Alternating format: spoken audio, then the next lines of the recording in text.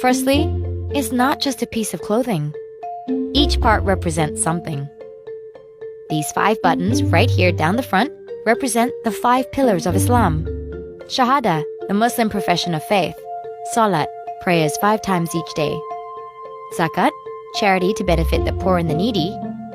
Puasa, fasting during the month of Ramadan. And Hajj, the Muslim pilgrimage to Mecca. However, when you see a single button on another version of the baju, it represents Islamic Tawhid or oneness of God. Each baju pocket respectively represents Islam, faith, and ihsan, which means perfection. Sampin, a piece of woven cloth, is usually tied around the waist of the wearer of the baju melayu. The cloth also has a deeper meaning, in that it may represent your relationship status. Wearing your sampin below your knees means you're married. Above your knees, you're still single and looking.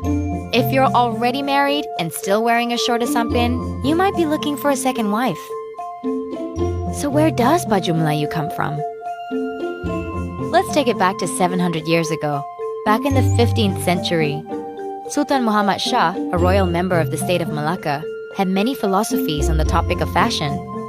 The Sultan wanted an attire to be worn specifically for royal families and dignitaries to stand out when they meet the king and queen. You might remember that way back then, Malacca was the center of trade, with a constant flow of traders from all over the world. The inspiration for the shirt actually came from the Egyptians, who wore a loose cotton shirt called the jalabia, also known as the juba.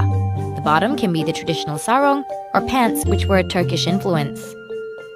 One thing is for certain, the baju melayu and what it represents is so unique and deeply rooted in Malaysian cultures and beliefs that it is able to evolve with modern fashion standards and bridges the gap between Malay cultural identity and the Islamic religion.